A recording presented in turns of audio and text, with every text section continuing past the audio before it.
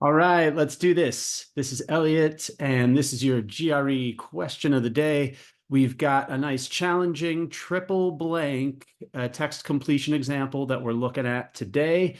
So take a deep breath, get ready, and then pause the video, give this a shot, and then we will walk through it together. All right, so our sentence says the keynote speaker, despite having blank credentials, was so something as to be unable to blank the extent to which she had alienated the audience, many of whom filed out early. Not really what a keynote speaker is looking for, is it? Okay, so how are we going to piece together answers in a strategically effective way on this one? Well, the first thing I would want you to notice is we have a strong shift word appearing in this sentence. And when we say a shift word, we mean something like despite here, okay? A word like despite, it sets off two pieces of the sentence, meaning that they're going to go in sort of opposite directions. Right. So on the GRE, typically what that's going to mean is one part near the despite is either going to be positive or negative, and another part is going to be the opposite. So we can see they're set off here by the comma. So what's going to go in that first blank, despite having something credentials, there's no real clue there whether that's going to be positive or negative, but I can tell that then what comes after the comma is probably going to be the opposite. Okay, if that's making sense, then what we need to be looking for is the strongest clue, the strongest indicator word in the sentence that is either strongly positive or negative, and then we can work backwards to see how these two parts of the sentence are supposed to play off of one another. So the next question I have for you is, where is a word in this sentence that has the strongest positive or negative direction to it? The one I'm seeing, and I hope you'll agree, is alienated. It said she later in the sentence, she alienated the audience, which is not good. And if you're not sure about the meaning of alienated, recognizing alien actually is not too far off the meaning of the word, since there is some like distance here. If I've alienated someone or if I'm alienated, it means I'm feeling like isolated or really disconnected from something. Okay, so sort of like an alien. If that helps us to remember the meaning there, it's definitely a negative thing. It's a bad thing, especially if you're a keynote speaker. You're trying to connect to the audience, right? You don't want them to be alienated. So if we're going to end up with a negative thing, then back next to despite, we probably want to have a positive thing. So we're probably looking for despite having good credentials, positive, strong credentials for that first blank. So as always, when we have the multiple blanks, we're going to get three choices.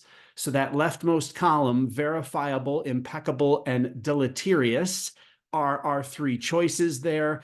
And which of them is definitely or which is at all a positive thing. So verifiable, I think we're going to decide is sort of neutral. We know verify means to check something out to find out whether it's true. So verifiable means it is able to be checked out. It's able to be verified that it's true. It's a pretty neutral sort of a term. So I think we are going to want to eliminate that one. Impeccable, deleterious, which one's good, which one's bad? Yeah, well, if you know deleterious, sort of like deleting, not totally, but again, might help us remember the meaning of the word. But deleterious is negative. It's harmful. Something deleterious is harmful. So we're going to get rid of that one. Is the leftover word impeccable a good thing? Absolutely. Impeccable means like done to the very highest standard. A good synonym for impeccable would be like flawless. Okay. So I think we definitely want to go with impeccable, a good positive thing to describe credentials.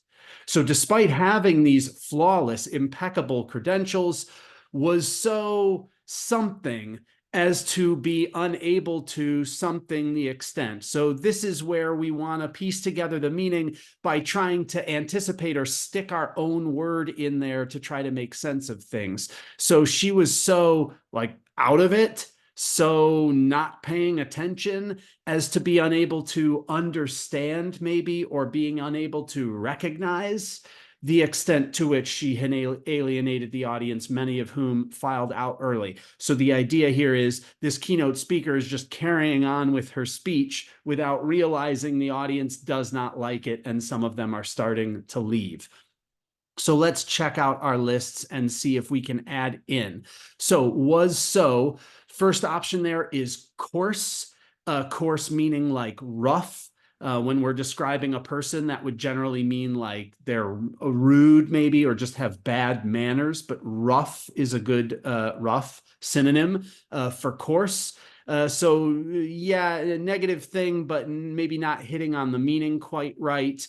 Oblivious, which means you heard me say she was so out of it, or she's unable to understand the extent to which she has alienated. So that's exactly what oblivious means. A good synonym would be like unaware, just not getting it, little bit out of it. Versus genteel, which if genteel sort of sounds like gentle, a good way to remember the meaning here. Genteel doesn't exactly mean gentle, but it means quite proper, very good manners, almost like over the top, making a big deal, making a show out of what good manners you have. So that's definitely not what we're looking for, but oblivious, which basically means unaware, fits well in there. So despite having impeccable credentials, the keynote speaker was so oblivious as to be unable to, again, understand maybe or recognize the extent to which she had alienated the audience. Hopefully that's pretty close to what you had sort of predicted would go in that blank. Which of these three options comes close to meaning understand or recognize? Well, yeah, discern. Discern means to recognize something or to be able to figure it out. To determine is a good synonym for discern. So that seems like a pretty strong fit. Let's make sure it's better than the others. Mitigate is like reducing the harm caused by something, making it not quite as bad. So we don't see her taking any action to win the audience back. That would be mitigating the alienation that they're feeling. So we're going to get rid of that. No indication that fits here. And whew, finally, we land on a fairly recognizable word in just everyday English: ignore, meaning just not paying attention to or disregarding the existence of, right? So she's not ignoring the extent, she's just like totally unaware of it, right? Is what it seems like the meaning that the person who wrote this sentence is trying to convey to us. So we'll get rid of that one too and land on discern. We'll give it a final read to make sure this is making good sense. The keynote speaker, despite having impeccable credentials, was so oblivious as to be unable to discern the extent to which she had alienated the audience, many of whom filed out early. This is A-OK. These three answers get us the points. If you have more questions about our question of the day here, or you just need some more support getting ready for the GRE, I would love to be there for you. Reach out to me. I'm at Herson Test Prep on Instagram. And until we see each other for our next GRE question of the day, I wish you happy studying.